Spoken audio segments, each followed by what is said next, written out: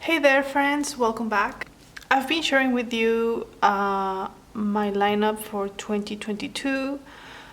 Unlike previous years where I plan primarily in a set planner, a Hobonichi planner actually, I usually wait till December and January to start my new lineup. But I have been so excited with my new bullet journal and these Hobonichi weeks as my planning companion that I set up these Hobonichi weeks to start early in November. And I've been loving it. I'm super happy already planning here.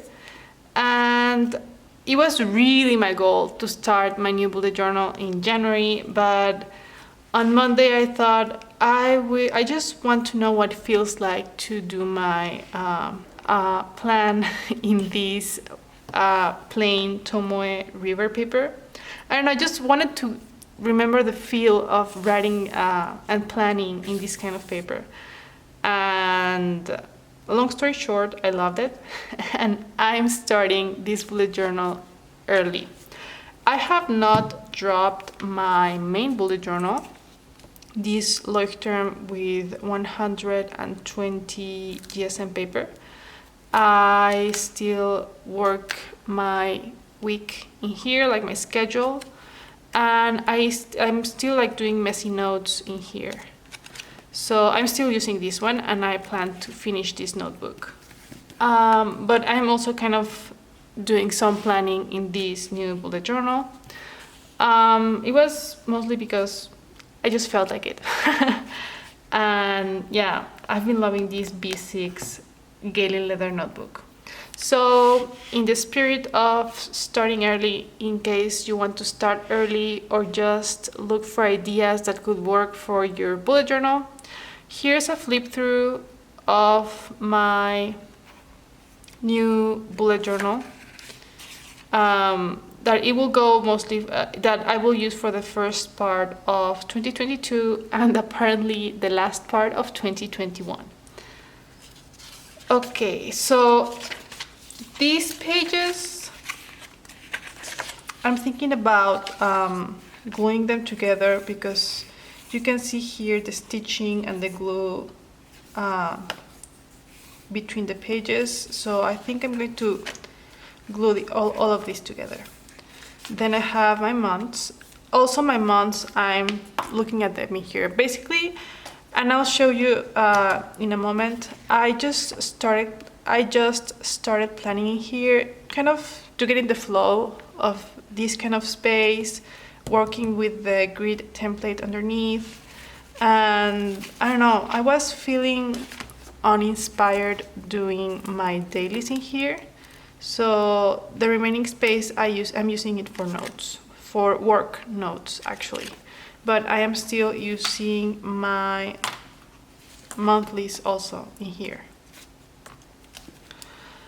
But this is how my bullet journal is going to look. The monthlies are exactly the same to what I currently have in my Leuchtturm. So I have the month, some special dates. I have this space for my budget planning, fixed expenses, first paycheck, second paycheck, and then some notes. And this is more like an index actually of kind of like a quick glance of what I did every single day. Then there's February, March, and April. Exactly the same. My goal is to have this planner last me for 4 months. I don't have my weeklies in here because I'm not sure how long each bullet journal is going to last me, and I do them all at once. I like having all that like just ready to go and not having to do them at the beginning of each month. So I'm thinking of having my schedule in here, like so. I have the times in here, So this is where I'm going to do time blocking. That way, it doesn't matter how many bullet journals I go through in the year, like all my weeklies will be in one place. If this space is not enough, I will get just a weekly separate planner to have on the side. Ideally, I would like to have as few books as possible and to condense as much as possible when it comes to my planning. But you know me, I like planners, they're my hobby. I like trying new papers, new layouts. I do enjoy that process. And that joy of playing with new notebooks and planners and journals, it is part of my planning process and it keeps me inspired. So it is also an element of my creative process. So I don't fight it anymore. I just go along with what I feel works for me in the moment. So going back to the flip through, this is where I'm going to do my forward planning. So I have 4 months in here. If I need to write something down that belongs to a month that I don't have in here, I write it down in here. So this stops in April. If I want to schedule something for May, June, or July, August, September, October, or December, or even 2023, I have this space. I also have these Hobonichi weeks, so there's plenty of room for forward planning. Then I have my cleaning log. This one is completely inspired from Georgina the librarian. She does something very similar to this, but I think she has something on the side for like, I don't know, she has something else on the side. But yeah, this is inspired by her. So this goes by weeks, week 1, week 2, till week 26, which is around the end of April. Like I checked and I have more than 4 months worth of weeks in here. So yeah, this is like the main areas I want to keep track of. When was the last time I took care of them? So I just mark each week what I did. So this idea is completely inspired from Georgina the librarian, and I will link her video in the description below because I think her approach to bullet journaling is super minimal, super, I don't know, I just love it. It's very efficient, I think, and I love to keep things as simple as possible. Just pen, paper, and that's it when it comes to planning. So this is the cleaning log. Then I have my task dump. If an idea comes to my mind, like I should clean the garage sometime soon. So this is mostly for undated tasks that I would like to get done sometime in the year. If there's something that I know I want to get done maybe on February or let's say March 15, I just come to my monthly and write it down in there. Or if it's in a month that I don't have in here, I write it down in my future log. If it's a task that I don't know when I'll be able to do it, I write it down in here. That way when I'm like, okay, I have time, I can tackle down things around the home and I see which tasks I have in my log that I can take care of. And as the year passes, and then I try to visit this log as at least once a month to see which things I can tackle. So that's what this is for. Then I have my dailies. This is the wrapping paper where I received these stickers from Eureka Art Studio. I will link her Etsy shop in the description below. And this is where everything came wrapped, and I thought the paper was lovely. It kind of matches the color palette that I have for some reason going on with everything green. Yeah, and I thought it would work great in here because the paper is so thin. I think it's thinner and lighter than the Tomoe River paper, so it doesn't bulk at all and it looks lovely. So this is washi tape, and this was from a memo pad that came with my Eureka Art Studio order, and I added some notes from the new memoir by Will Smith. Super inspiring, I have to say. I've been loving it. So yeah, I added some of my favorite quotes in here, and I started kind of doing my dailies in here on Monday. This has stayed absolutely the same from what I have in my previous bullet journals. This sticker is also from my order from Eureka Art Studio, and I think it looks absolutely, I don't know, it's just lovely. It's very whimsical, like looking at the stars in a library. Everything about it, I just love the color palette I have in here.